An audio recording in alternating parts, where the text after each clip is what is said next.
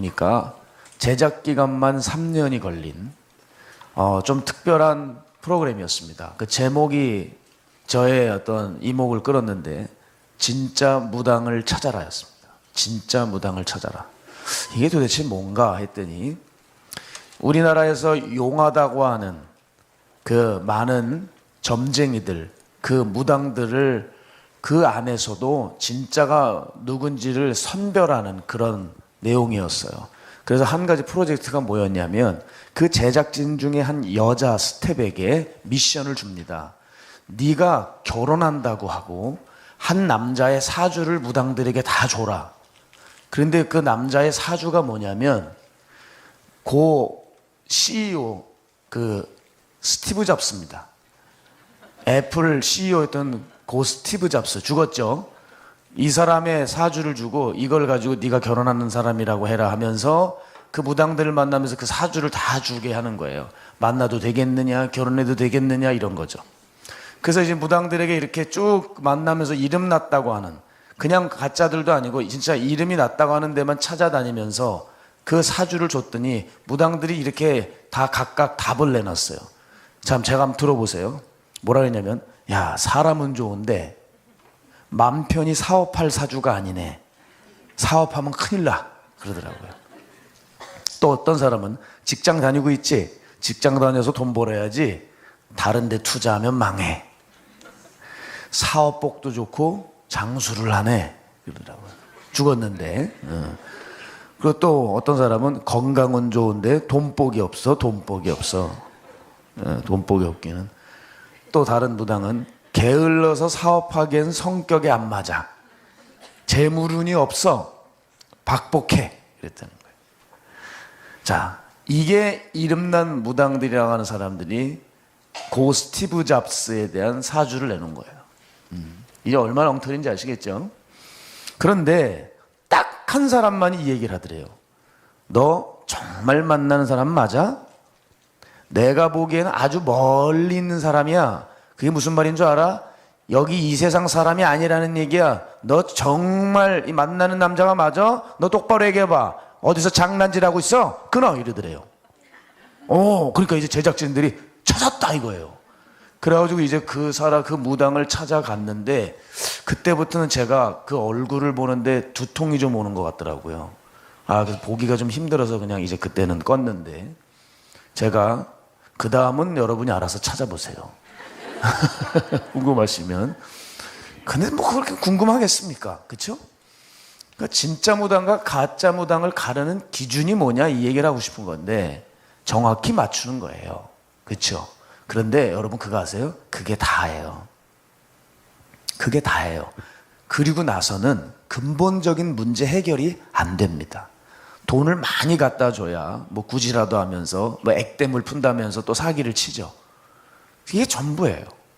그러니까 우리의 근본적인 문제를 해결해 주는 분은 오직 예수 그리스도밖에 없어요. 그거에 대한 인식을 분명히 가지고 가시면서 그런 맥락에서 이번에는 예수님의 진짜 제자를 찾아봐야 되겠습니다. 그죠? 자, 진짜 제자와 가짜 제자를 구분하는 기준이 뭘까요? 자, 누가 진짜 제자일까요? 목회를 잘하는 목사님일까요? 전도를 많이 하는 성도님인가요? 기도를 많이 하는 청년일까요? 병자를 많이 고치는 강사인가요? 누가 진짜 제자일까요? 이 진짜 제자의 결정적인 기준은 이겁니다. 예수님이 가신 길을 따르는 사람.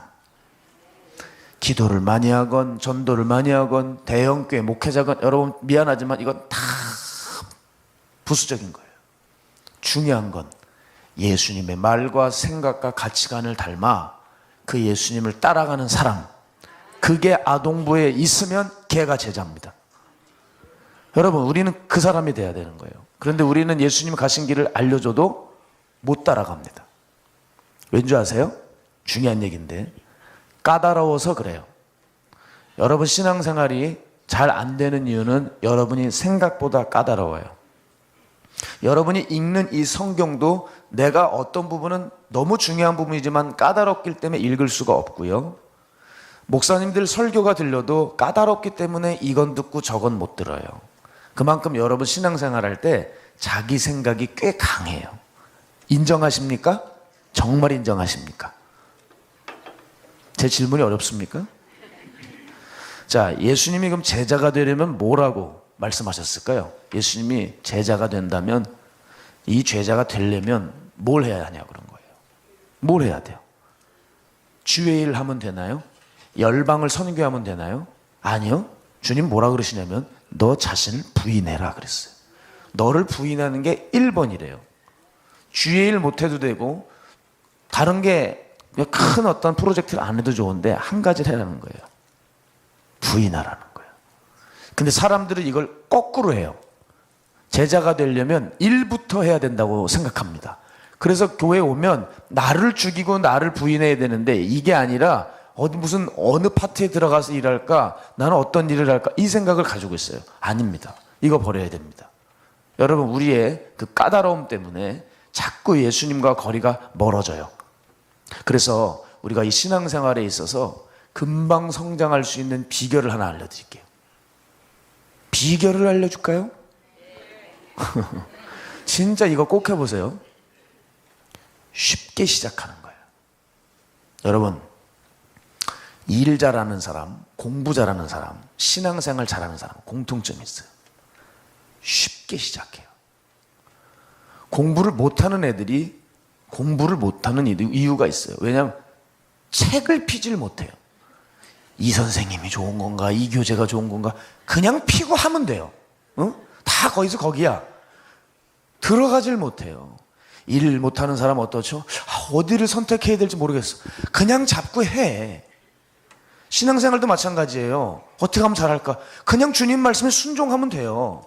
뭘 복잡하게 생각할 게 없습니다. 강사가 제가 오건 다른 사람이 오건 누가 하건 관계가 없어요. 들려올 때 그냥 쉽게 해버리면 돼요.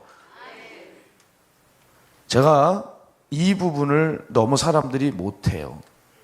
그러니까 이제부터는 고민하지 마십시오. 복잡하게 생각하지 마십시오. 이게 마귀가 노리고 있는 거예요. 마귀가 노리는 게 이거예요. 우리를 고민하게 하고 복잡하게 하고 까다롭게 만들어 놓는 겁니다. 그러니까 계획만 하고 생각만 하다가 아무것도 못하는 거예요. 자, 우리 크리스찬의 본질이 있어요. 크리스찬의 본질. 그게 뭐냐면 간증이에요. 크리스찬의 본질은 간증이에요. 그게 무슨 말이냐면 하나님과의 만남이 있어야 된다는 거예요. 크리스찬들은 하나님과의 만남이 있어야 돼요. 그 만남이 없으면 어려움이 오거나 힘든 일이 생기면 자꾸 회의에 빠지고 퍽퍽 꼬꾸라지고 오락가락하고 헷갈려 한다는 거예요. 그 하나님을 만나야죠. 그 하나님을 만나는 사람이 나와야 되는데 그 만남이 있으려면 어떻게 돼요?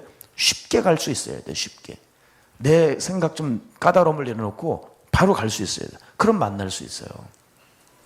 제가 그런 의미에서 참 지금도 그분 생각하면 아련한 기억 속에 그렇게 마음이 따뜻해지곤 합니다. 제가 마가의 다락방에 있을 때 주방에서 섬겼던 한 권사님이 계세요. 이분은 비지땀을 흘려요. 자, 주방에도 파가 나뉘는데 이 주방 안쪽은 거기는 그 당시에 그렇게 냉방 시스템이 좋지 않았습니다. 그러니까 비지땀을 흘리면서 불 가운데 일하시는 분이 계셨고 요 바깥쪽에는 그렇게 통통하고 그냥 좀 사납게 생긴 그 할머니 권사님이 밥을 신경질적으로 푸고 있었어요. 그런데 무서운 생각이 들어요. 이 사람은 생전에 땀을 흘리며 불 가운데 있었으니 너는 천국, 너는 살았을 때 5만 가지 다 누렸으니까 너는 지옥.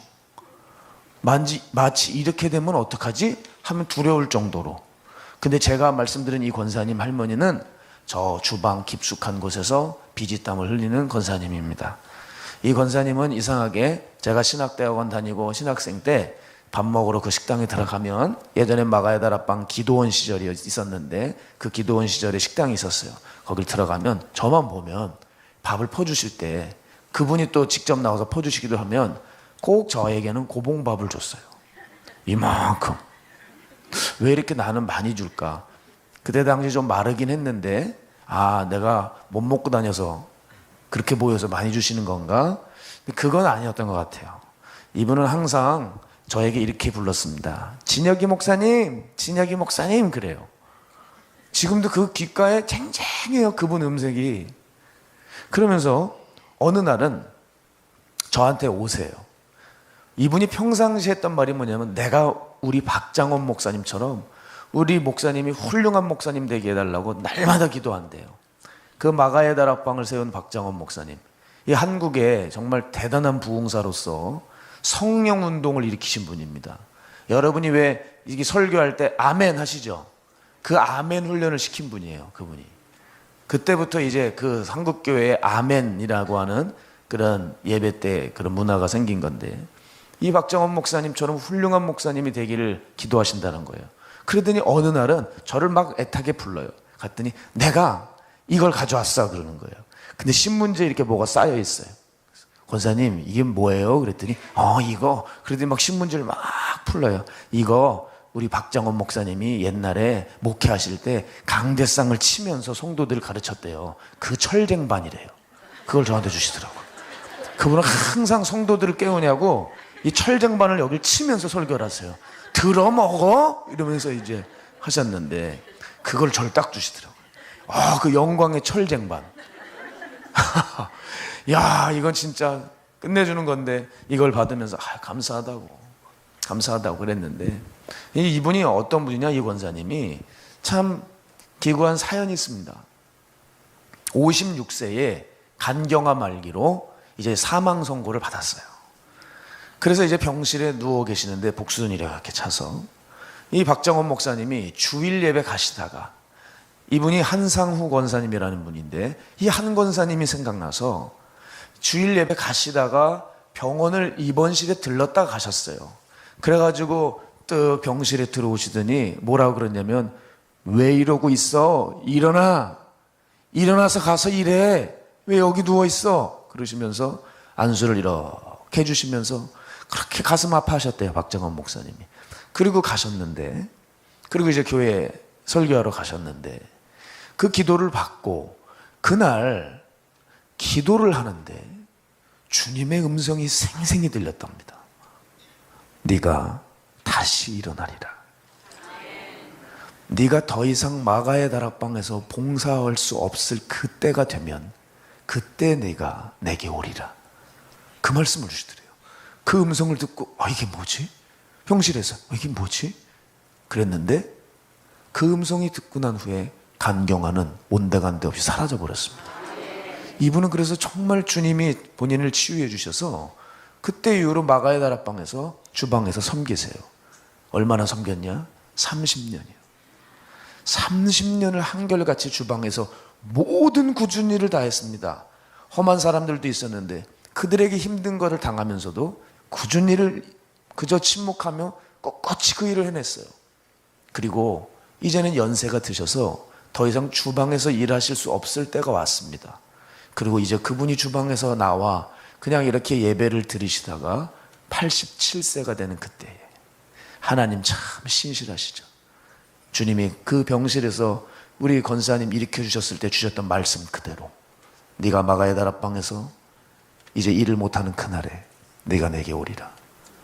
이제 정말 모든 것들을 다 쏟아붓고 연세가 드신 87세에 주님께서 부르셨어요. 그래서 권사님 소천하셨는데, 참 제가 우리 권사님은 가끔 생각하면 이런 분이 있을까? 왜냐하면 병이 나도 이렇게 하나님 앞에 이 길을 걸어가질 못해요, 다들. 그렇잖아요? 고쳐줬을 때는 너무 눈물 나고 감격스럽죠. 그런데 또 시간 지나면 자기가 옛날로 돌아가요. 근데 우리 권사님이 그렇게 치유를 받고 살아가는데 무슨 일이 생겼냐? 본인 아들이 비슷한 간경화로 먼저 갑니다.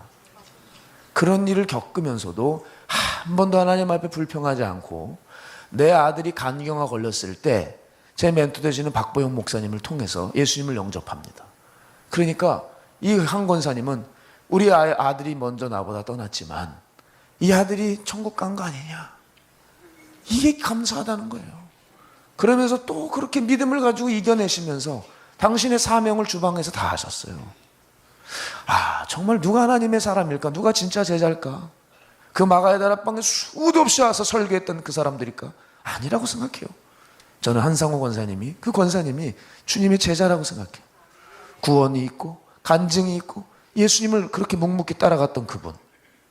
요즘은요, 이 한 권사님 같은 분이 없는 것 같아요. 뭐 조금 어려운 일 있으면 오락가락하고 좌우로 흔들리고 내 생각에 맞지 않으면 돌아서 버리고 그리고 얼마나 까다로운 기준을 가지고 있는지 그걸 가지고 재면서 다니는 거예요. 여러분, 이 사람들은 제자가 아닙니다. 구약성경 가르치시는 송병현 교수님이 이런 말씀을 하셨는데, 제자도는 마음 내킬 때만 예수님의 말씀을 따라 행동하는 팬클럽의 지침이 아닙니다. 그랬어요. 내 마음 내킬 때만 가는 팬클럽이 지침이 아니래요. 자, 우리를 돌아보시죠. 여러분, 우리 신앙생활하는 거 보면 꼭 학생처럼 해요. 학생처럼 한단 말이 무슨 말이냐면, 학생 애들은 공부를 어떻게 하냐면 내가 하고 싶을 때만 공부해요. 여러분, 공부가 무조건 공부해야 된다는 의무 법안이 있습니까? 없죠. 그냥 내가 가고 싶으면 가는 거고 공부하고 싶으면 하는 겁니다. 이게 바로 우리는 지금 학생처럼 신앙생활을 하고 있는 거예요. 성도들이요, 내가 무슨 일이 닥칠 때, 필요가 있을 때만 예수님 찾아요. 목회자들은 설교할 때, 어떤 중요한 행사일 때 그때 무릎 꿇어요. 필요할 때 찾는, 마음 내킬 때 찾는, 그건 팬이지 제자가 아니라는 거예요. 그러나 제자는 다릅니다. 내 마음이 내키든 안 내키든, 누가 보든 안 보건, 어려운 일이 생기건 안 생기건 상관없이 자발적으로 예수님을 따라가는 사람이라는 거예요. 여러분, 그래서 제자들은 자기가 내가 제자입니다 라고 굳이 말하지 않아도 세상이 그를 알아본다고 주님은 말씀하셨어요. 너희가 서로 사랑하면 이로써 모든 사람이 너희가 내 제자인 줄 알리라. 니네가 나가서 제자라고 브리핑할 필요가 없어. 네가 나의 길을 따르면 알아서 제자인 줄 안다는 거예요.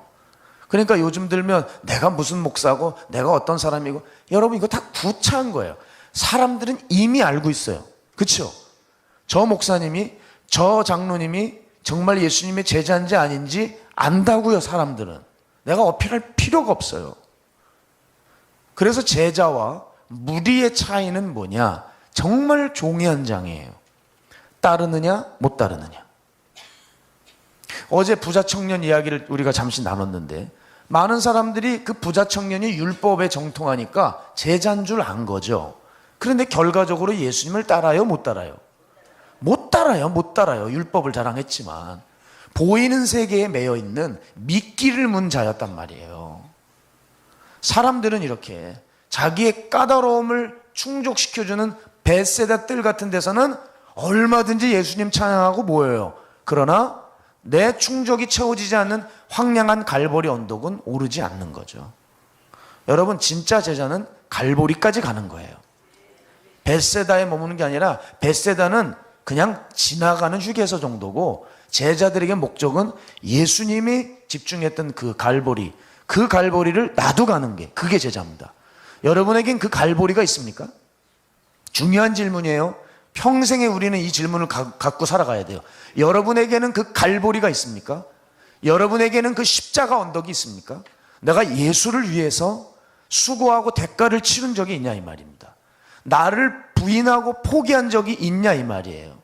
나 하나님 알아, 예수님 알아, 성경 알아, 그런 얘기 하지 말고 예수님이 가보신 그 길에 그 순종을 나도 흉내는 내보면서 가보고 있냐 이 말입니다.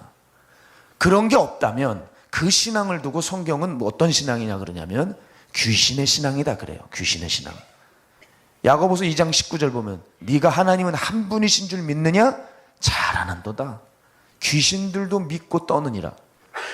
하나님 살아계신 거 아시고 하나님 계신 거 알아서 귀신들도 그거 알고 떤대요. 자, 그런데 귀신은 그 예수님을 따라갑니까? 계신 건 알지만 못 가죠. 그러니까 우리가 딱 귀신의 신앙인 거예요. 하나님 계신 걸 아는데 못 따라간단 말이에요. 오늘 우리의 신앙이 십자가의 신앙인지, 우리의 신앙이 갈보리의 신앙인지 귀신의 신앙인지 확인해야죠. 저도 제 삶 속에서 그 훈련을 참 많이 했던 것 같아요. 나는 어떤 사람일까? 나는 어떤 제자의 길을 걸어가나? 그래서 시작부터 참 하나님께 기도를 많이 했던 것 같아요. 제가 이제 신학생 3학년이 됐을 때였을 겁니다. 그때 맞습니다. 신학교 3학년 때쯤 되면 이제 전도사로 일을 해야 될 때가 왔어요. 그래서 고향 교회를 떠나서 전도사로서 이제 시작을 해야 되겠다 해서 게시판을 이렇게 보는데 뭐 전도사 구한다는 공고가 있더라고요. 그런데 이걸 쓱 보는데 제 마음에 이렇게 당기는 게 없고 제가 무슨 기도를 그 앞에서 했냐면, 무슨 마음이 들었냐면, 여기는 내가 아니더라도 다 갈 거 아니야. 학교에서 가깝고 뭐 보너스를 얼마나 주고 사례비를 얼마나 주고 뭐 책비를 주고 뭐 이런 게 쑥쑥 써 있어요, 자세하게. 여긴 내가 안 가도 다 갈 거 아니야. 하나님, 제가 꼭 필요한 그 교회를 저를 좀 보내주세요. 그 기도를 했어요. 그래가지고 마가의 다락방에서 이제 기도를 하고 있는데, 멘토 목사님이 설교를 하시는데 어떤 교회를 말씀하시는데, 그 교회는 어떤 교회냐, 너무 어려운 교회예요. 그러니까 개척교회보다 못한 게 미자립교회입니다. 개척교회라고 하지만 그래도 자립이 된 교회가 있지만 미자립은 자립이 안 된 상태죠. 그런데 이 교회는 목사님이 막노동을 하고 다니세요. 왜냐하면 생계가 어려워서. 그리고 사모님이 목회 열정이 있어서 사모님이 좀 열심히 하는, 성도는 한 명도 없는 교회입니다. 그 어려운 교회를 이렇게 얘기하는데 갑자기 무슨 생각이 드냐면, 제 마음에 뭐가 벌써 와요, 느낌이. 에이, 거절했어요, 이렇게. 에이, 야, 아무렴 그래도 전도사로서 가면 성도가 있어야지 내가 일을 하지, 아무도 없는데 뭘 해. 그래서 잠깐 그냥 외면했어요. 그러면서 이제 기도를 하는데, 통성 기도를 하는데 기도가 딱 막히는 거예요. 근데 느낌이 오잖아요. 이게 왜 기도가 막히는지. 뭐야, 정말 하나님이 나 저기 가게 원하시는 거야? 내가 필요한 교회가 저 교회야? 아예 아닐 거야 하면서 또 다시 기도했는데 기도가 안 돼요. 아, 그럼 저 교회를 하나님이 정말 가라고 하시는 모양이구나 해서 제가 그 교회를 알아봤어요. 알아봤는데 수소문에서 찾아가서 갔거든요. 깜짝 놀랐습니다. 여기 강대상 요 피아노 놓은 요 정도만한 것 같아요. 요만해요. 5평대나 교회가? 이 5평대는데 여기 강대상 놓고 피아노 놓고 여기 사람 10명 앉으면 끝나요. 이게 교회더라고요. 그냥 상가 1층 건물이죠. 요만한 칸. 그게 교회였어요. 와, 이런 교회가 있네. 근데 이제 사모님이 안 계세요. 사모님 얘기를 들었으니까. 반지하에 살고 계시더라고요. 제가 찾아뵀더니 제가 여기서 좀 사역을 하려고 합니다. 그랬더니 이분이 그때부터 통곡을 하기 시작하는 거예요. 통곡을. 자기 평생 소원이 하나님 우리 교회 전도사 한 명만 오게 해달라는 거예요. 해도 안 되는 목회, 성도 한 명 오지 않는 목회를 하면서 당연히 전도사가 오겠습니까? 사례비 줄 돈도 없는데 전도사가 왔다는 거예요. 너무 좋다고. 그러면서 제가 밥을 쏘겠대요. 그래서 추어탕을 딱 한 그릇 사주시더라고요. 그러면서도 추어탕을 시켜놓고 또 우세요. 막 감격에 젖어서 전도사라는 사람이 왔다는 거예요. 저는 거기서부터 이제 사역을 시작을 했습니다. 갔는데 성도가 없는 건 아니고 한 명 있더라고요. 초등학교 4학년 아이였습니다. 얘가 딱 있는데 사모님이 얘를 얼마나 교육을 잘 시켰는지요. 로마서 8장을 토시 하나 빼놓지 않고 싹 외워요. 마태복음 5, 6, 7장을 싹 외워요. 성경 구절을 뭐 몇백 구절을 외워요. 애를 얼마나 훈련을 잘 시켜놨는지. 얘가 비록 초등학교였지만 저에게는 아주 든든한 부교육자였습니다. 제가 얘를 데리고 이제 그 교회를 세우기 시작하고, 애가 아동부니까 내가 아동부부터 좀 세워야 되겠구나. 얘 데리고 밤낮 전도 다녔습니다. 그 옆에. 그 시장이고 놀이터고 아파트고 맨날 그거 했어요. 그런데 하나님께서 은혜를 주셨어요. 애들이 30명이 온 거예요. 전도가 돼가지고. 그래, 이 조그만 성전에 30명이 어떻게 들어옵니까? 소복해요. 또 사모님은 문을 여는데 애들이 많으니까 내가 쏠게 이러고 가가지고 탕수육 가져오시지, 짜장면 가져오시지, 얼마나 애들 배 터지게 먹이시고 신이 나시는 거예요. 신이 나시는 거예요. 저는 거기서 그렇게 사역을 했습니다. 아, 그런데 또 설교할 때도 있지 않습니까? 또 설교할 때도 재밌어요. 설교를 하다 보면 갑자기 설교하고 있다가 사모님이 밖으로 나가요. 왜 나가나? 그러면 목사님 오신다고 나가요. 퇴근하고 오신다고. 그럼 저는 설교를 하다가 멈춰요. 고민합니다. 난 설교를 계속 해야 되나 말아야 되나. 그리고 미가엘 반주기 하나 해놨거든요. 그 미가엘 반주 가지고 구주의 십자가 보혈로 띠띠띠띠띠 이제 불러요. 찬양님도 하면 사모님이 박수 치면서 아유 목사님 전사님 찬양 잘하네 이러면서 그냥 찬양 부르면 되는데 왜 자꾸 뭐 이렇게 얘기를 해. 자꾸 말을 걸고 아이고 잘하네 이러면서. 무슨 재롱잔치예요 제가? 그러다가 갑자기 슉 나가요. 또 진짜 쭉 나가요. 아, 열쇠 꾸러미를 안 가져왔다고. 그럼 또 열쇠 꾸러미를 갖다가 탁 놓고 있으면 계속해요. 이런 데서 제가 이제 사역을 했죠. 그러나 제 위로는 초등학교 아이들이었어요. 이 아이들과 함께 할 수 있다면 너무 행복했습니다. 그랬더니 그 중에서 전화 왔습니다. 그래가지고 연세가 어떻게 되시죠? 혹시 65세 이하신가요? 65세 이하? 아니면 65세 이상? 65세 이상이면 회계연금 하셔야 되고 65세 이하이면 회계연금 하시고 이상이시면 다 이해드립니다. 네. 자, 어쨌든 그래서 제가 근데 이제 사역을 하는데 이 아이들하고 있지만 제가 언제까지 미자립교에 있을 수는 없잖아요. 이제 또 어떤 개척교회가 또 생겼습니다. 그러니까 거길 갈 수밖에 없는 거예요. 아, 사모님하고 이제 또 헤어져야 되는데요. 또 울기 시작하시는 거예요. 아, 이거 어떡하나. 내가 여기서 뭐 10년 있을 수는 없고. 감리교니까 또 저는 진급도 해야 되고 하니까, 물론 그때 뭐 장로교 가서 또 다시 또 장로교 가서 이랬지만, 또 애들이 눈이 너무 밟혀요. 그리고 이 애들 중에서 한 애는 나는 목사님 나온 학교를 갈 거라는 거예요. 전도사님 나온 학교를 가겠다는 거예요. 자기도 목사님이 되겠대요. 그 성경 잘 외우는 애 있죠. 걔가 그렇게 소원을 하고 자기도 꿈을 목사로 잡았다는 거예요. 야, 얘 너무 기특한 거예요. 얘가 지금 어려 보이지만 시간 금방 가거든요. 얘 금방 커가지고 신학교 가요. 애들 금방 큽니다. 얘 결국 나중에 큰 그림으로 보면은 얘 나랑 같이 사역을 하겠다. 나중에는 그 생각을 했었죠. 그런데 떠나야 했습니다. 얘네들 눈이 밟혀요. 어떡하지? 그래서 두 교회를 같이 했어요. 아동부 예배는 계속 봐주고 이 교회 가가지고 거의 전담으로, 그것도 어려운 교회예요. 한 20명 된 개척교회였습니다. 거기도 정말 또 죽어간다 그래서 또 글로 갔어요. 가가지고 거길 또 섬기는데 거기도 얼마나 많은지 몰라요. 주일 예배 하나 빼놓고 제가 다 해야 돼요. 근데 이 아이들 걸리니까 두 개를 이렇게 뛰는데 제가 한 1년 정도 그렇게 했을 겁니다. 하다가 보니까 이게 어떤 주는 제가 섬기질 못할 때가 왔어요. 이게 문제인데 그때부터 애들이 교회를 못 오잖아요. 그때 마귀가 역사를 하더라고요. 갑자기 늘 잘 보내줬던 어머니들이 그렇게 항의를 하고 애를 안 보내기 시작해요. 그래서 제가 예수님 옆에 베드로, 야고보, 요한이 있었잖아요. 수제자잖아요. 저한테도 밑에 있거든요. 양준서, 안대은, 안대희. 이 셋이에요. 이게 제 수제자들인데 얘네들은 무조건 나와야 되는 거였거든요. 안 오는 거예요. 부모들이 다 뜯어말려. 그래서 집을 찾아갔어요. 저기 대은이 어머니 애 좀 보내주세요. 예배 잠깐 드리고 애가 귀가 좋지 잘 시켜드리겠습니다. 했더니 저리 가세요. 아, 지겨워 진짜. 오지 말라고. 갑자기 그렇게 사나워져가지고 그렇게 소리를 지르고, 그리고 어때는 계속 제가 찾아서 문을 두들기니까 소금을 뿌리더라고요. 물론 소금은 안 맞았는데 꺼지라는 식으로 그냥 확 베란다에 뿌리더라고요. 아, 어떻게 해야 되지? 애들은 그때 이후로 볼 수가 없었습니다.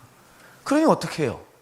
저는 이제 그 교회에서 계속 이제 20명 되는 교회에서 사역을 했죠. 그런데 그 사역을 하면서 이제 시간이 좀 지났습니다. 시간이 지났는데 제 마음 안에 죄책감이 들어오기 시작했어요. 특히 누구냐면 그 양준서, 얘 성경 많이 외웠던 얘 있죠. 내가 얘만은 내가 끝까지 책임을 졌어야 되는데 지금 생각하면 죄송해요 이렇게 표현해서 제가 미친 것 같아요.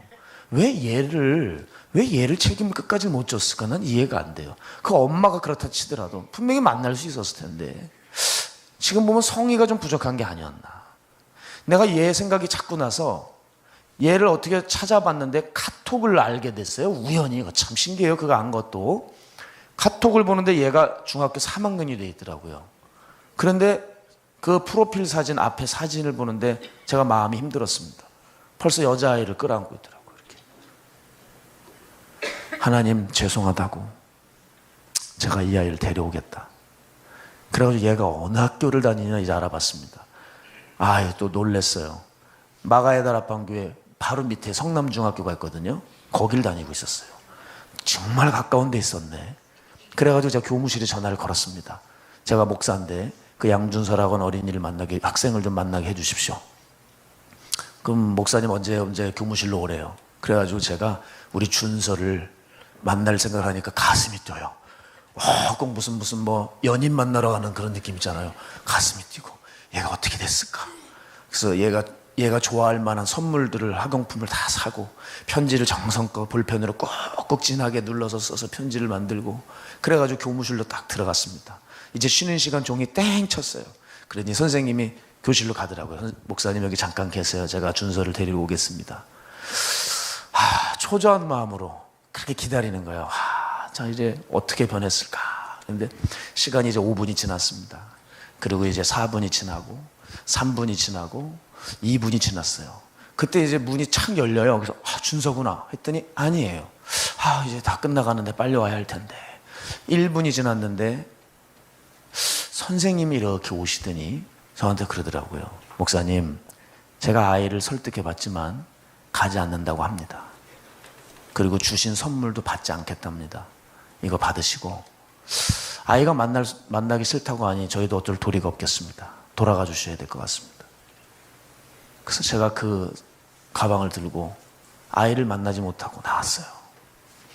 제가 나오면서 하나님 앞에 얼마나 회개가 되는지, 내가 그래도 그 당시에는 나는 그래도 미자립 교회를 가서 섬겨 하나님이 기뻐하실 거야, 이게 상급으로 쌓이겠지, 그런 마음으로 몸뚱이는 갖다 놨는데 정말 영혼을 사랑하는 마음이 지금 보면 그게 아니었던 거예요.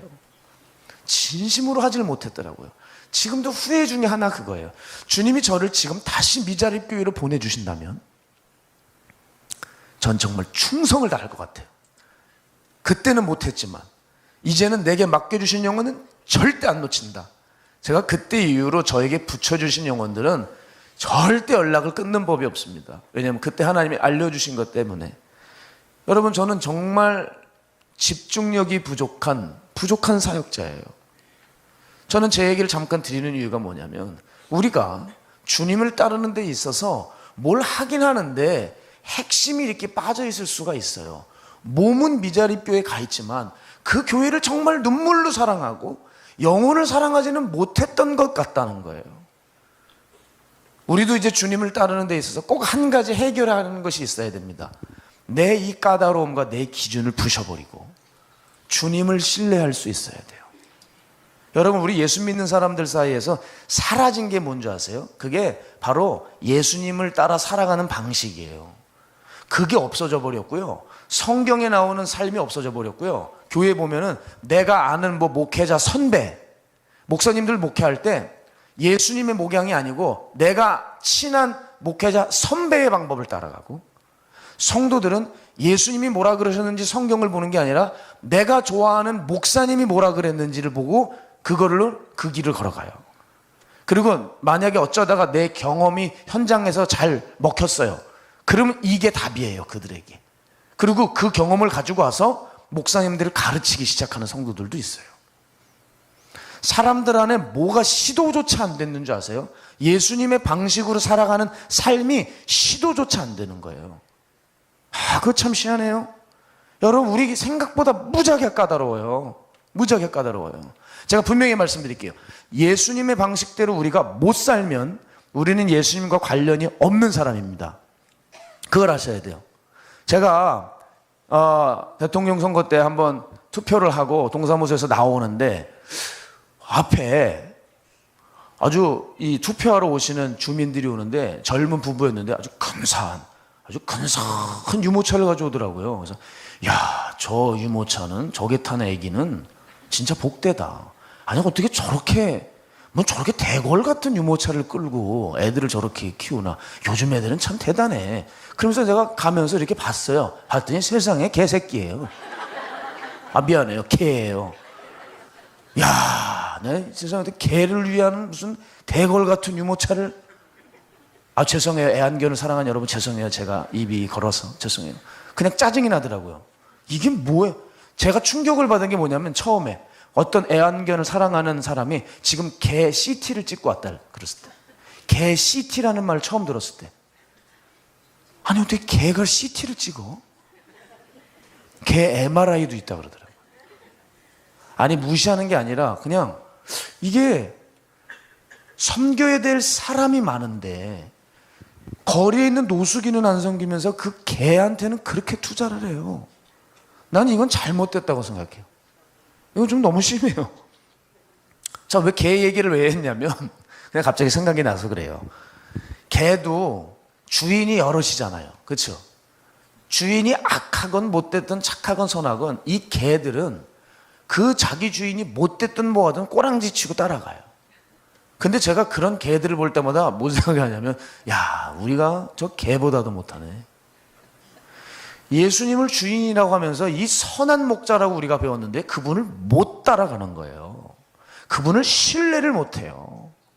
신앙은 신뢰거든요. 이 신뢰가 빠진 신앙은 한 발자국도 못 가요. 믿어야지 가죠. 믿어야지. 믿질 못하는데 어떻게 순종을 합니까? 신앙의 그런 어떤 순종의 전제는 신뢰인데 어떻게 우리가 짐승들보다 못할까 이런 생각이 들었어요. 제가 그런 의미에서 이 맹수들에게서 한 수 배운 적이 있습니다. 여러분, 털 많은 이 동물들이 정말 두려워하는 게 뭐라고 생각하세요? 불이에요, 불. 왜냐하면 불이 붙었다간 본능적으로 자기들이 싹 털 때문에 타 죽을 걸 알아서 불을 두려워해요. 그런데 여러분, 이 서커스 하는 데 보면 불 붙은 원을 사자들이 호랑이들이 휙 뛰어넘어가는 거 여러분 그 가슴 보셨죠? 그거 진짜 기가 막히죠? 어떻게 그 속을 이렇게 호랑이가 사자가 통과를 할까? 여러분, 그거 어떻게 된다고 생각하세요, 그게? 조련사가 훈련을 잘 시켜서 결국 그렇게 만들어 놓은 거라고 생각이 우리는 하잖아요. 그런데 그 서커스 조련사에게 물어보면 뭐라고 얘기하는 줄 아세요? 우리가 훈련을 잘 시켜서 됐다고 말할 수가 없대요. 그러면 이걸 어떻게 뛰어넘냐? 조련사들은 이렇게 얘기해요. 무작정 훈련을 시킨다고 되는 게 아니고 조련사와 동물과 교감을 쌓는데요. 교감을 쌓아서 서로 간에 믿음이 생겨야 된대요. 이 믿음이 생길 때 이 호랑이나 사자들이 그 주인에 대한 신뢰와 교감이 생길 때 얘네들이 할 때 가서 거기 뛴다는 거예요. 그래서 맹수들이 불원을 향해 뛰기 전에 뭘 하냐면 자기 주인의 눈을 바라본대요. 저기 서 있는 자기 주인의 눈을 바라보면서 그 눈을 쳐다보면서 뭔가 신뢰하고 교감이 느낄 때 그때 그 주인을 믿고 목숨을 걸고 믿고 뛴다는 거예요. 제가 이 이야기를 듣는데 눈물이 났어요. 자기가 죽을 수도 있는데 자기 주인의 눈을 바라보면서 그 주인을 신뢰해서 그 맹수들이 불원으로 뛰어든다고요. 자기가 불에 타 죽을 수도 있는데 그 주인에 대한 믿음으로 뛴다는 거예요. 우리가 동물보다 못하지 않냐 이 말입니다. 그렇죠? 우린 주님을 신뢰할 수 있어야 돼요. 우리를 사랑해서 자신을 희생시킨 주인이신데 내가 너를 위해서 몸과 마음, 내 물과 피를 다 쏟고 내 모든 걸 너에게 주었는데 못 따라가는 거예요. 못 따라가는 거예요. 제가 가면 갈수록 깊이 깨닫는 게 뭐냐면 하나님이 우리의 모든 삶을 다 아시거든요. 모든 것들을 다 보고 계세요. 우리는 그러면 그분을 향한 믿음을 가지고 신뢰하면서 가면 돼요. 주님이 모든 것을 아시니까. 근데 우린 그걸 못해요. 사무엘상 2장 30절 보면 나를 존중히 여기는 자를 내가 존중히 여기고 나를 멸시하는 자를 내가 경멸하리라. 주님이 이렇게 말씀하셨는데 우린 신뢰하지 못하는 거죠. 저는 그래서 삶 속에서 주님을 신뢰하는 훈련을 하려고 좀 애를 썼던 것 같아요. 제 어떤 예전에 그 일들을 잠시 말씀드리면 지금은 교회지만 예전에 기도원 시절에 연중무휴 집회였기 때문에 저는 늘 찬양 인도를 했습니다. 많이 할 때는 일주일에 6번도 했어요. 명절이 되면 목사님과 함께 그 집회를 이끌어 가야 됐기 때문에 저는 명절만 되면 7, 8년을 집에 가본 적이 없어요. 왜냐하면 기도원은 명절 집회가 있잖아요. 그러니까 못 가요. 그리고 그렇게 헌신하는 게 마땅하다고 생각했어요. 아니 우리 목사님도 이렇게 늘 어디 가시지도 못하고 늘 말씀을 전하시는데 내가 어디를 가나. 그래서 늘 목사님하고 같이 찬양인도 하면서 그 집회를 섬겼는데 어느 날 전화 한 통을 받는데 좀 고민이 됐어요. 예전은 고민이 안 됐는데 고민이 됐어요. 어떤 고민이었냐. 갑자기 이제 어머니가 집에 혼자 계시는 상황이 됐고 너무 편찮으신 거예요. 그런데 어머니가 집에 혼자 계시면서 밥 한 그릇도 넘어가지 않으시고 다 토하고 몸은 빼짝 송장처럼 말라가는 거예요. 상태가 심상치 않은 거죠. 그 얘기를 들었어요. 어머니에게 내가 이렇게 좀 힘들다 기도를 해다오. 근데 제가요 형제가 없어요. 저는 외동아들이에요. 그 주님하고 닮은 거는 남자하고 독생자라는 거, 그런 건데. 그 외아들이다 보니까 형제가 없어요. 그 제가 돌봐야 되잖아요. 이땐 고민이 되기 시작하더라고요. 내가 내려가야 되나. 제가 지금까지 하나님이 제게 뭘 맡겨주셨을 때 남에게 미룬 적이 없어요. 아파 죽어도 그냥 제가 섰습니다. 주님이 이렇게 원하시는데 제 배정됐을 때 남에게 미루질 않아요. 명절 때도 다 그냥 찬양인도 해야 되니까 당연히 해야 되고. 그런데 어머니가 아프시다니까 고민이 됐습니다. 그래, 이제 어머니가 이렇게 편찮으시니까 이건 가야 돼. 빨리 가야 돼. 그래서 동료에게 전화를 했습니다. 내가 이만저만 하니 당신이 좀 찬양인도를 해달라. 그래가지고 제가 그 작은 예전에 그 경차를 타고 이제 제 고향인 춘천으로 향했습니다. 고속도로를 가는 거예요. 고속도로를 가는데 강일 IC가 보이더라고요.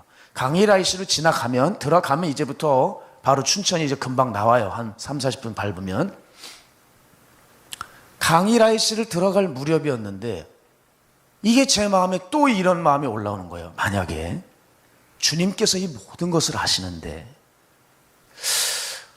어머니가 편찮으신 것도 아는데 이때 오히려 내가 돌아가서 주님의 일을 하면 주님이 이 마음을 보시고 어머니를 고쳐주시지 않을까? 그 생각이 들었어요. 그래서 고민이 되는 거예요. 이제 강일아 씨를 들어가냐 마냐 막 고민하고 있을 때 어떻게 해야 될까?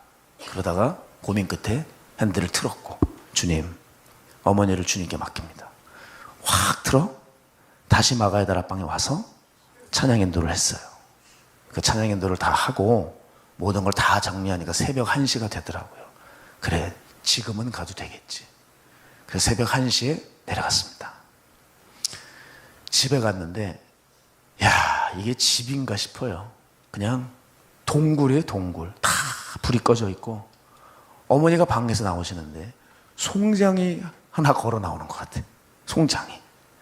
근데 이상한 게 있어요. 분명히 전화상으로는 못 걷는다 그러셨는데 말하기도 힘드셨는데 이렇게 걸어 나오세요. 그래서 어머니 좀 어떠세요? 그랬더니 내가 참 신기한 걸 경험했대요. 분명 내 몸이 움직이지 못하고 죽어가고 있었는데 어느 순간 찰나의 정신이 나면서 몸이 일으켜질 수 있더라는 거예요. 그래서 물이 넘어가나 했더니 물이 한번 넣었더니 물이 넘어가더라는 거예요. 뭐야? 왜 힘이 나지? 그래서 몸을 일으켜서 본인 몸도 못 일으켰잖아요. 그 몸을 일으켜서 그 옆에 할머니 권사님이 혼자 사십니다. 한 500m, 600m 걸어가야 돼요. 거기 가서 할머님 반찬 드리고 왔대요. 세상에. 그래서 내가 궁금해서 그게 그럼 언제 힘이 났냐? 그랬더니 시간을 딱 물어봤더니 제가 도로에서 핸들을 틀었던 시간이더라고요. 이야, 주님께서 또 해주셨구나. 주님께서 또 해주셨구나. 제가 어떤 이런 일들을 다 어떻게 말씀드리겠어요? 그냥 그 중에 하나를 말씀드리는 건데 그렇게 주님을 신뢰하면서 제 나름대로 삶에 주님의 뜻대로 살려고 해봤더니 주님이 저 대신 책임져 주기 시작하시더라고요. 물론 우리가 주님을 따를 때 방해가 많고 상황과 이유가 많죠. 못하는 이유가 많아요. 그러나 그럴수록 신뢰해 보자는 거죠. 한번 여러분 그 테스트를 해보세요. 정말 주님이 살아계신지. 이건 말도 안 돼. 근데 주님을 위해서 한번 해볼까? 하고 보시란 말이에요. 안 될 수도 있을 거예요. 제가 사기꾼이 될 수도 있습니다. 그런데 그 삶을 살아가던 어느 날 여러분 기적을 보시게 될 거예요. 그건 내가 장담할 수 있어요. 복음서를 보게 되면 예수님을 따르겠다는 사람들이 많았어요. 그런데 이상하게 예수님이 다 받아주시지 않았습니다. 왜 그럴까요? 예수님이 어디를 가시든 신뢰하지 않는 사람들은 못 쫓아가는 거예요. 어떤 서기관이 와서 묻습니다. 선생님이 어디로 가시든지 따르겠습니다. 그랬더니 예수님께서 동문서답 같은 얘기를 하세요. 여우도 굴이 있고 공중의 새도 거처가 있대. 인자는 머리 둘 곳이 없다. 이게 무슨 말이야? 선생님 따르겠습니다. 인자는 머리 둘 곳이 없다. 무슨 말입니까? 네가 원하는 거 나한테 와봤자 얻지 못해. 네가 오면 정말 힘들어서 내 잔을 못 마셔. 이 말이에요. 얘는 거절당했어요. 그러니까 이 서기관의 헌신은 조건부였습니다. 예수님을 따라가면 뭐가 생기겠지 했던 거죠. 예수님은 그걸 간파하시고 인자는 머리 둘 곳이 없다 하셨어요. 예수님은 조건부가 아니라 무조건부를 원하시거든요. 그 사람을 찾으세요. 근데 성경에 보면 그 밑에 무명의 사람이 나옵니다. 근데 자기가 예수님 따르겠습니다 얘기한 적 없어요. 근데 예수님이 그러세요. 넌 나를 따라라. 그랬더니 이 사람이 뭐라 그래요? 제가 가서 장례를 치르고 오겠습니다. 아니다. 죽은 자들이 죽은 자들을 장례하게 하고 넌 나를 따라라. 자, 여러분 여기서 오해하시면 안 되는 게 예수님이 그럼 아버지 장례 가지 말라고 그러는 거냐? 그게 아니고 주님이 가르쳐주고 싶으셨던 것은 뭐냐면 예수님을 따르는 일보다 내게 중요한 일은 없다. 그 우선순위를 가르쳐준 거예요. 제자도는 즉 우선순위입니다. 우선순위가 해결이 돼야 그 사람이 제자가 될 수 있기 때문이죠. 그래서 그 무명의 사람은 주님이 부르세요. 왜 그럴까? 이 사람이 보기에 별 볼 일 없어 보이지만 이 사람은 마음 안에 중심에 주님을 신뢰하는 사람이에요. 이 사람은 데려가잖아요. 그러니까 사람의 말과 고백이 아니라니까요. 여호와는 중심을 보고 그 사람을 택하시는 거죠. 우리는 한번 우리를 돌아봐야 돼요. 내가 제자로 산다고 하지만 예수님이 내 생활의 몇 순위인지. 여러분 우선순위가 되십니까? 제자도는 우선순위라는 거예요. 장례 못 가게 하는 게 아니라 이게 제일 중요한 거라는 거예요. 그런 가치관이 들어와야 그 사람이 제자라는 거예요. 제가 미국의 서부에 집회를 갔는데 그 교회는 집회를 마치고 났는데 사람들에게 햄버거를 나눠주더라고요. 그런데 그 햄버거를 받았는데 거긴 뭐가 적혀 있냐면 햄버거 껍데기에 우리의 제1사명은 예배입니다 이렇게 적혀 있어요. 왜 이걸 적어놨냐면 그도 그럴 것이 이 목사님이 미국에서 코로나가 돼서 그 지역이 다 셧다운돼서 교회에 이제 예배를 드릴 수가 없게 되고 봉쇄가 됐습니다. 미국은 정말 심했잖아요, 우리보다. 그렇죠? 많이 앰뷸런스에 실려 나가기도 하고. 그런데 이 목사님이 어떤 분이냐면 교회 문을 도무지 닫을 수가 없는 거예요. 그럼 성도들이 예배를 못 드린 건가? 못 드릴 수가 없는 거예요. 그래서 이분이 어떻게 했는 줄 아세요? 많이 모이는 건 못 모이잖아요. 그러니까 어떻게 했냐면 5명, 6명씩 한 조를 짰어요. 5명, 6명씩 한 조를 짜서 그 팀을 받아서 주일에 10번 예배를 드린 거예요. 대단한 분 아닙니까? 예배를 우리 성도들 드리게 하겠다고 5명 이렇게 조를 짜서 많이는 못 모이게 하니까 작은 골방 같은 데 빌려서 다 예배를 드리게 했다고요. 10번을. 여러분 미국 교회에서 100명 모이면 한국에선 1000명 교회라 그래요. 그 정도로 미국 한인교회 부흥되기 어렵습니다. 그런데 거기는 사람들이 가득했어요. 아, 그렇구나. 하나님 앞에 예배를 최우선으로 뒀던 목사에게 하나님은 양떼를 맡기신 거예요. 거기는 예배 때 사람이 많아요. 그런데 더 놀라운 게 뭔지 아세요? 이분과 대화를 했어요. 이 목사님하고 대화를 하는데 자기는 늦게 결혼해서 딸아이를 하나 얻었는데 딸 하나요. 이 아이가 얼마나 사랑스러우고 예뻤는지 모른대요. 제가 알기로 한 3살 때였을 겁니다. 그런데 어느 날 이 아이가 열이 나고 힘들어한대요. 여러분 한국처럼 미국은 의료 시스템이 발달되지 못합니다. 그러니까 병원 한번 가고 전문의 만나려고 하면 힘든 거예요. 여러분은 뼈가 어긋나면 바로 병원을 가가지고 금방 이제 뼈 이렇게 접합을 할 수 있지만 미국 사람들은 전문의를 만나는 게 너무 힘들어가지고 전문의 기다리다가 뼈가 어긋난 채로 4개월 동안 만나질 못하니까 어긋난 채로 붙어버린대요. 그럼 가가지고 이거 다시 깨가지고 다시 붙이고. 이게 미국인데 애가 아프니까 병원 갈 데가 없고 이제 그냥 이거 열이 나니까 이제 응급실로 가야 되나 응급차를 불러야 되나 이렇게 고민하고 있을 때였는데 그래서 사모님이 이 아이를 이렇게 안고 있고 목사님은 어떻게 해야 되나 고민하고 있는데 방에서 갑자기 사모님이 여보 그러더래요. 그래가지고 이게 무슨 소린가 하고 달려가 봤더니 애가 품에서 쭉 늘어졌더래요. 그래서 이상하니까 빨리 응급차에 보내자고 해서 하는데 숨이 멎었어요. 그 아이는 3살 때 죽고 말았습니다. 제가 그 얘기를 듣는데 너무 충격적인 거예요. 아이가 죽었어요. 그거 딸 하나, 나 늦게 결혼해서 그거 하나 봤는데 걔가 죽었어요. 더 놀라운 사실이 뭔지 아세요? 케냐 가서 선교하는 일정이 있었대요. 근데 그 일정이 이 딸 아이 장례시켜놓고 바로 떠나더라고요. 여러분 그거 좀 미룰 수 있으면 될 거 아니에요. 애가 죽었는데. 그런데 하나님의 일이라고 애 장례 치르고 비행기에 두 부부가 올라서 갔어요. 그리고 케냐를 가서 케냐 애들을 보고 너무 사랑스러워서 그 아이들을 끌어안고 그렇게 축복해주고 기도해줬대요. 자기 딸보다도 더 사랑스러웠다는 거예요. 제가 이 눈물이 나가지고 가슴이 먹먹하더라고요. 그러면 이 부부는 어떤 이렇게 삶을 살았냐? 사모님이 박사학위 소지자예요. 한국에서도 러브콜이 오고 미국에서도 대학에서 교수를 해달라고 하는 그런 분입니다. 그럼에도 불구하고 나는 남편의 이 교회의 목회를 돕겠다 해서 학위도 다 쳐버리고, 그리고 목회를 하면서 생명을 걸고 사람들 그렇게 5명, 6명씩 하면서 그 미친 듯이 예배를 드렸던 그분이었는데 애는 죽었습니다. 여러분, 이럴 때 여러분 같으면 어떻게 하시겠어요? 이분은 목양실을 가보면 그 죽은 아이 사진이 이렇게 있어요.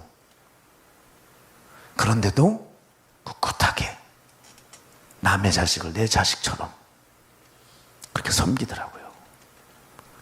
제가 잊지를 못해요, 그분을. 여러분, 우리의 신앙을 좀 돌아보시죠. 우린 정말 얼마나 이기적인지 몰라요. 나 우선적이고 가족 중심적이고, 교회에서 누가 내 가족 건드려 보세요. 내 애 상처 줘 보세요. 전화에 불나잖아요. 교육자 사무실에 우리 애한테 어떻게 할 수 있냐고. 네? 내 가족한테 상처 줘 보세요. 싸움 나잖아요. 교회의 이 가족 이기주의, 이거 완전 마귀짓인데 이거 완전히 십자가에 못 박아 없어져야 돼요. 가족 이기주의. 예수님은 세상에 우리를 위해서 십자가에 못 박아 죽으시고 희생을 당하셨다는데 자기 가족 힘들게 하면은 그냥 이빨을 드러내고서 길길이 날뛰는 거예요. 이게 여러분 천국 갈 수 있는 크리스찬의 모습이겠습니까? 아니죠. 내 가족이 짓밟혀도 남의 가족이 잘 되면 축복해 줄 수 있는 게, 이게 주님을 따르는 사람들의 길 아니겠어요? 이 기본적인 상식적인 것들이 한국에 사라지고 있어요. 제가 물었습니다. 목사님, 어떻게 애 장례 치르고 케냐 비행기 오를 수가 있습니까? 그랬더니 그것이 주님이 기뻐하시는 일이라고 생각했어요. 이거 보세요. 신앙생활 잘하는 사람들은요, 단순해요. 계산하지 않아요. 견적 내지 않습니다. 그냥 주님이 기뻐하신 것 같으면 그냥 가요. 까다롭지 않다니까요. 그러니까 그 교회 함께 해주시는 거예요. 여러분, 내 생각, 내 느낌, 이게 우리네 모든 상황을 다 더디게 한다는 사실을 알아야 돼요. 이게 내 발목을 정작 잡고 있는 거예요. 그러면 안 돼요. 비워야 돼요. 나를 자꾸 빼야 돼요. 여러분, 새들 그 뼈 단면 잘라보면 보셨습니까? 새들의 뼈는 텅 비어 있어요. 그러면 이게 뭐냐? 이 뼈를 보고 부실하다고 말할 수 있냐? 그렇지 않습니다. 왜 그럴까요? 새의 뼈는 비어 있어야 창공을 마음껏 날 수 있죠. 그걸처럼 우린 비어야지만 주님께서 마음껏 쓰시고 다룰 수 있다는 거예요. 그저 바리바리 그냥 챙겨가지고 이루고 있는, 사도 바울이 이걸 배설물처럼 여겼다고 했던 모든 것들, 내가 자랑이라고 여겼던 이것을 다 배설물로 버린 그 똥들을 현대교인들은 사도 바울이 버린 배설물들을 좋다고 다 취해요. 그래서 오죽하면 똥차교인이란 말이 나옵니까? 비워야 돼요. 나 자신을 비우고 포기하는 삶, 이걸 지금부터 훈련해야 돼요. 그럼 이거 어떻게 훈련합니까? 힘든데요. 그러니까 주님을 신뢰하는 그 마음을 가지고 기도하시면서 이 길을 가는 거죠. 어느 날이었습니다. 산기도를 마치고 내려왔는데, 이 정도면 충분히 기도한 것 같은데, 산에서 내려오는데 성전을 지나가고 주차장에서 차를 타고 집으로 가려고 하는데 마음에 자꾸 성전에 들어와서 기도를 하라는 거예요. 기도를 했는데 왜 자꾸 성전으로 들어오라는 마음을 주시지? 그래가지고 순종을 해야 되겠다. 그래도 자꾸 마음을 주시니까 문을 열고 들어갔는데 아무도 없어요. 성전에 그렇게 앉아있는데 참 정말 예상하지 못했던 따뜻함이 그렇게 밀려오더라고요. 그 사무엘이 여호와의 등불 앞에서 하나님 앞에 예배했듯이 기도했듯이 정말 주님과 나와의 그 고요한 시간, 딱 그거예요. 거창한 기도를 안 해도 그냥 앉아있는데 어떤 임재가 있으면서 참 좋았어요. 근데 제가 이제 기도를 하게 되는데, 기도하는데 주님의 한 문장이 제 마음에 있었습니다. 갑자기 느닷없이 이게 들려요. 다 내 것이니라. 다 내 것이니라. 내 것이니라. 이게 무슨 말씀입니까? 이것도 내 생각이야? 항상 저는 의심이 좀 많아요. 원래 사람이. 뭐야 또 내가 무슨 잘못된 걸 생각을 하나? 그러고서 얼른 이제 다 털고 기도하고 끝내고 나왔습니다. 뭐야, 왜 기도하라고 그러셨을까? 그리고 얼마 뒤였는데 제 멘토의 부름을 받았어요. 너는 마가의 다락방으로 부임해라. 진짜 제가 지난 시간 약 8년 동안 세워놓은 교회였습니다. 그리고 이제 코로나 때 사실 부흥을 해서 이제 아주 본격적으로 사역을 시작하려고 만발의 준비를 다 해놨습니다. 코로나만 풀려라. 아주 준비를 다 해놓고 있고 이제 달려가려고 할 그때였는데 딱 그 무렵에 마가의 다락방 교회로 오라고 하시더라고요. 제가 그때 얼마나 마음이 힘든지 살면서 이렇게 힘든 적이 처음이에요. 왜 나는 아무런 일이 벌어지지 않았는데 왜 우울하지? 제가 왜 우울한지도 모르고 우울하며 다녔어요. 가만 보니까 교회를 떠나야 되니까 우울했던 거예요. 이래서 정신과 약을 먹는구나. 그걸 알았어요. 사람이 우울해지니까 완전히 가라앉아요. 제가 이제 주님 앞에 이 마음으로는 갈 수가 없어 산에 올랐던 때가 있습니다. 올라가서 기도했어요. 하나님, 이제 제가 떠나야 되는데 참 이걸 다 어떻게 말하겠습니까마는 제가 뒹굴면서 울었어요. 어떻게 두고 올 수 있을까? 그냥 맨 땅에 헤딩하면서 세운 교회인데 그냥 한 명 한 명 거리에서 잡아서 데려다 놓고 훈련시키고 그 청년들과 함께 했던 기억들, 작년들 어떻게 떠날 수 있을까? 어떻게 떠날 수 있을까? 그런데 뭐가 제 머릿속에 스치냐면 맨날 제자가 되려면 나를 부인해야 된다 그랬거든요. 야, 너는 그렇게 설교해놓고 이걸 못 버리는구나. 그게 마지막에 저를 딱 붙들더라고요. 그래, 내가 뱉은 대로 살아야지. 목사가 어쩔 수 없잖아. 맨날 그 얘기를 했는데 내가 정말 주님을 믿는다면 어떤 일이라도 불구하고 주님을 따를 수 있는 우리가 돼야 된다. 항상 청년들한테 외치고 이랬는데 제가 그 문제에 딱 걸린 거예요. 그래서 그러셨구나. 다 내 것이라고. 힘들어하지 말라고. 네 거 아니라고. 그래서 저는 주님의 말씀도 있었고 제가 했던 설교들도 있고 그리고 떠나왔어요. 제 인생에 그렇게 참 힘들었던 시간들을 통과해서 지금 3년이 지났습니다마는 가끔 꺼내보면 여전히 조금 아파요. 그래도 내가 주님 뜻대로 해야지 하면서 왔습니다. 모르겠습니다. 어떤 분들은 그냥 좋은 데 가는 거 아니냐고 이러면서 축복해 주는 분들도 많았는데 글쎄 저하고는 그건 전 상관이 없었고 저는 그저 제 땀과 눈물이 있었던 그 성전이 그리웠죠. 그런데 마가의 다락방으로 오면서도 제가 걱정하지 않은 것은 뭐냐면 주님을 신뢰하게 된 첫 번째 계기가 있어요. 제가 그럼 그것만 말씀드리고 오늘 말씀을 마치죠.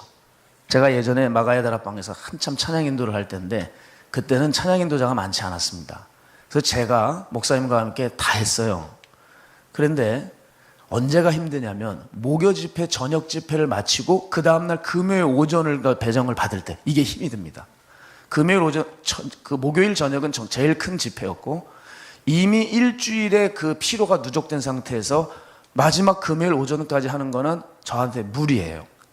근데 제가 살고 있는 조그마한 쪽방 하나가 있었습니다. 처음에는 큰 방에 살다가 어떤 분이 한 방을 밑에 주셔가지고 요만한 방 하나를 살았는데 요 방에 들어가면 신기한 게 그 방 안에 화장실이 있어요. 근데 그 화장실에는 문이 이렇게 열려요. 지가 열려요, 이렇게. 그리고서 하수구 냄새가 콜콜 나요. 그냥 자다 보면은 냄새가 나면은 또 문이 열렸구나. 그럼 다시 닫고. 그러니까 저 하수구 냄새 때문에 깨는 방이었지만 그래도 저에게는 신라 호텔이었다.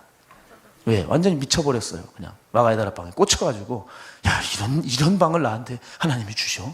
내 공간이 생겼어요. 내 개인 공간. 얼마나 행복했는지 모릅니다. 거기다가 책장도 놓고 거기다가 독서실 책상도 짜가지고 이렇게 아주 요만한데도 거기다가 아주 별걸 다 해놨어요. 네, 조그만 방이었는데 목요 찬양 집회 저녁에 다 찬양 인도를 다 하고 나서 금요일 오전도 배정을 받았는데 그 아침 따라 너무 지쳤습니다. 그리고 이렇게 엎드려서 이렇게 봤더니 문이 역시 열려 있었고 수도꼭지에 물이 똑똑 떨어져요. 근데 제 마음에 이런 생각이 들었어요. 따뜻한 물로 한 번만 목욕을 했으면 좋겠다. 왜냐면 보일러가 고장이 났어요. 그래서 보일러를 안 고쳐요. 왜 그런지. 그래가지고 찬물로 한 5개월을 그렇게 살았던 것 같아요. 찬물로. 근데 여러분 보세요. 여름에는 공중공중 뛰면서 할 수 있어요. 그쵸? 이거 알죠? 이거 뭔지 시원하다 할 수 있어요. 초가을까지도 돼요. 가을도 됩니다. 돼요. 돼. 땀을 많이 흘렸거든요. 저는 천행인도 할 때 열정적으로 했기 때문에 이 땀이 넥타이가 여기까지 젖어요. 항상.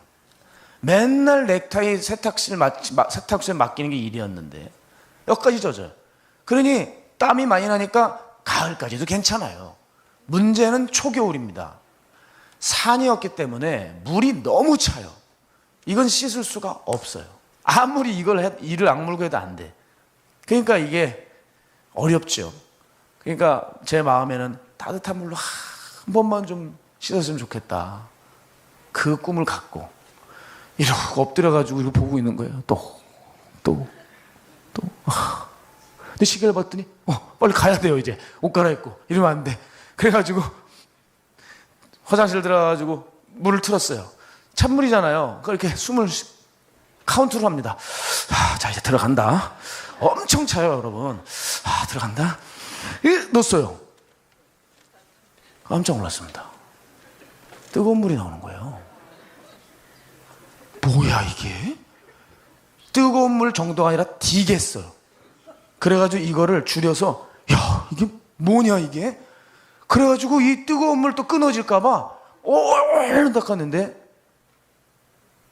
뜨거운 물은 계속 나오고 있었어요. 하도 신기해서 얼른 머리 말리고 나갔습니다. 나가서 옆방에 이렇게 방이 있어요.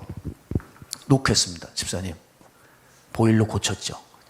고치긴 뭘 고쳐요. 지금 나 추워가지고 커피포트에 물 받고 있잖아. 이걸로 이제 씻으려고 그래요. 그러더라고요. 옆방을 쓰겠어요. 부목사님 있었거든요. 목사님 보일러 고쳤죠? 자다 일어났습니다. 다들 이제 저녁 집회까지 늦게까지 치르니까 아유 몰라요 나 이거 씻을 수가 없어. 나 교회 가서 씻으려고 방주교회 가서 씻는데요. 그래요? 그 옆방을 갔더니 또 찬물이에요. 뭐야 내 방만 뜨거운 물이 나와요. 제가 그래서 좀 이상해가지고 문을 닫고 시계를 보면서 잠깐 한 15분이 있더라고요. 방에서 불 다 끄고 기도했어요. 하나님 제 방에 이상하게 뜨거운 물이 나옵니다. 주님 어떻게 된 겁니까? 세미한 주님의 음성이 올라오는데 그게 아마 이제 마가의 다락방에서 제가 처음 들었던 주님의 음성이에요.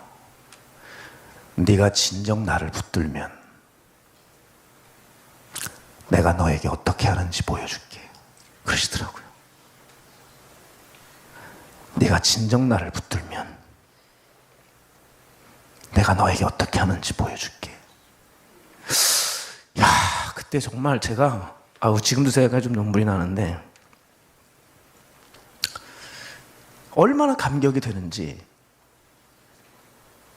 뜨거운 물을 주셔서 그런 게 아니라 주님이 제 삶을 지켜보신 거예요. 저는 집안이 목사님 집안도 아니고 그냥 은혜 받고 갑자기 주님 부르셔서 와서 연고도 없는 인천에서 뭐 있어요? 나이 먹고 30 훌쩍 넘어가고 다 시집장가 가도 저는 늦게 신학해가지고 이제 주님밖에 없으니 맨날 산에 가가지고 기도는 하고 미자립 교회 가서 애들 가르치고 누가 보면 망했다고 하는 삶이죠. 저를 보면 망했다. 저 망했다.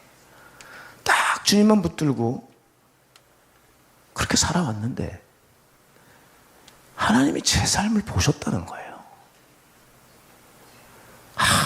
이게 정말 주님이 이걸 다 보셨구나. 그래서 내가 살아있다는 것을 알려주시는 거예요. 저는 그 말씀이 있는 이후부터 교만해서가 아니라 두려움이 사라졌습니다. 맞아. 내가 어디에서 뭘 하건 난 견딜 수 있어.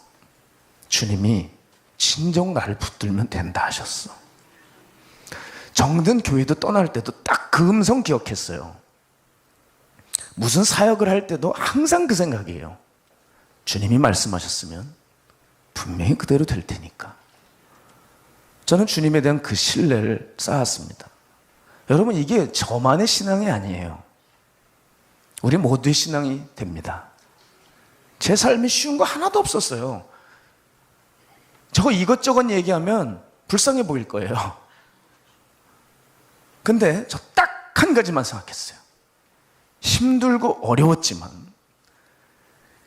나를 부인해서 내 삶을 드리고 주님의 뜻을 이루기 위해서 드릴 때 주님이 그걸 잊지 못하시는 것 같아요. 그래서 이런 선택이 많아지면 주님이 내 편 들어주시는 일이 생기는 거예요. 내 편을 들어주세요. 내게 어려움을 끼치는 사람들에게도 주님이 알아서 해결해 주시더라고요. 사랑하는 여러분, 오늘 우리가 이 신앙을 함께 훈련하기를 원합니다. 이제까지는 나를 위해 살아왔지만 이제는 주님을 위해 살아보는 거예요. 제발 부탁드리는데 고민을 많이 하지 마세요. 우리는 생각보다 좀 까다로워요. 그냥 쉽게 생각해요. 쉽게.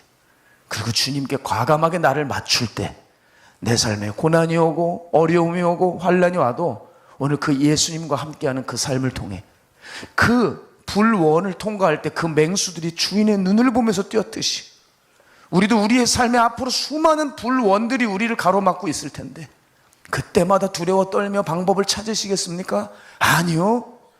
주님을 신뢰하면서 주님을 바라보면서 여러분, 주님이 기뻐하시는 그 선택을 하며 나아갈 때 수많은 불원들을 다 뛰어넘어가게 될 줄로 믿습니다. 오늘 그렇게 주님과 함께 승리하시는 여러분 되셔야 돼요. 그러기 위해서는 쉽게 시작하세요. 주님을 신뢰하세요. 주님만 붙드세요. 주님이 결국 모든 것들을 이뤄내 주세요. 이뤄내 주세요. 이것을 체험으로 행한 사람에서 겪은 사람과 책에서 보면서 얘기한 사람과 천지차입니다. 삶에서 겪으셔야 돼요. 크리스찬의 본질은 간증이라 그랬어요. 여러분이 만나야 돼요. 여러분이 그 체험을 하셔야 돼요. 여러분이 주님을 신뢰하면서 그 주님이 함께 해주시는 그 역사를 여러분이 체험해야 돼요. 그러면 우리는 누가 뭐라 그래도 그 길로 갈 수밖에 없어요. 오늘 그 크리스찬의 본질이 살아나는 오늘 이 시간 되길 원합니다. 우리 함께 좀 기도했으면 좋겠어요. 우리 시간 기도할 때 아버지, 내 믿음을 진단합니다. 주님의 행함이 없는 믿음입니까? 아니면 나는 행함이 있는 믿음입니까? 주여, 저는 학생이었습니다. 내 마음 내킬 때 믿고 내가 필요할 때 따르는 학생같이 믿었습니다. 주여, 나는 제자로 믿기를 원합니다. 내 마음 내킬 때가 아니라 알아주신 사람이 있건 없건 하고 싶건 하고 싶지 않건 주님이 원하신다고 하면 어떤 대가를 지불하면서 따라갈 수 있는 그 제자가 꼭 되게 하여 주시옵소서.